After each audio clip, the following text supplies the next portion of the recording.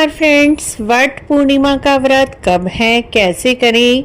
यदि वट अमावस्या का व्रत आप किसी कारण से नहीं कर पाए हैं तो क्या वट पूर्णिमा का व्रत कर सकते हैं। संपूर्ण जानकारी इस वीडियो में हम आपके लिए लेकर आए हैं।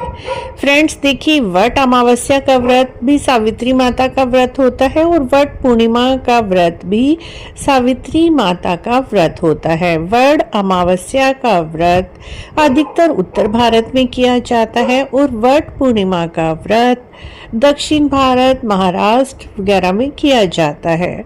जैसे भी आपके घर परिवार की परंपरा है उसके अनुसार आप व्रत कर सकते हैं। लेकिन क्या होता है, कई बार वट अमावस्या का व्रत किसी कारण से आपका छूट गया है, मासिक धर्म की वजह से आपने पूजा नहीं की थी, या फिर आपकी तबीयत खराब थी, या बाहर गए हुए थे, या हॉस्पिटल वगैरह में थे। कई बार बीमारी के कारण कई स्थितियां ऐसी हो जाती हैं कि हम किसी वजह से व्रत नहीं कर पाते।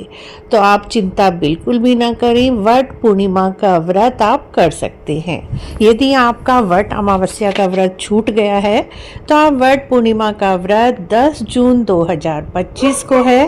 उस दिन आप विधिवत वट वृक्ष की पूजा करें, वट वृक्ष की परिक्रमा कर लीजिए और साथ ही वट वृक्ष पर चने, हलवा पूरी चढ़ाकर वट पूर्णिमा की कथा सुन लीजिए। कथा सावित्री माता की और सत्यवान जी की सेम ही कथा होती है जो अमावस्या पर सुनी जाती है, वही वट सावित्री पूर्णिमा व्रत पर भी सुनी जाती है। वट पूर्णिमा और वट अमावस्या की जो कथा है वह एक ही है, सावित्री जी और सत्यवान जी वाली। उसका लिंक भी डिस्क्रिप्शन में दिया हुआ है, वहां पर जाकर आप सुन सकते हैं।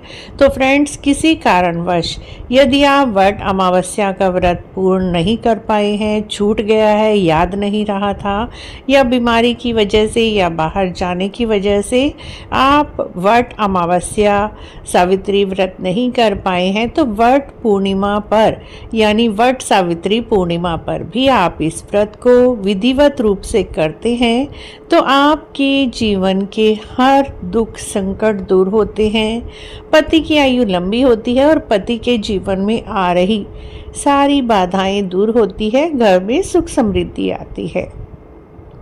तो फ्रेंड्स, यदि आप किसी कारणवश पूर्ण अमावस्या का व्रत नहीं कर पाए हैं तो आप वट पूर्णिमा पर वट वृक्ष की विधिवत पूजा करके, व्रत करके और परिक्रमा करके इस व्रत को पूर्ण कर सकते हैं।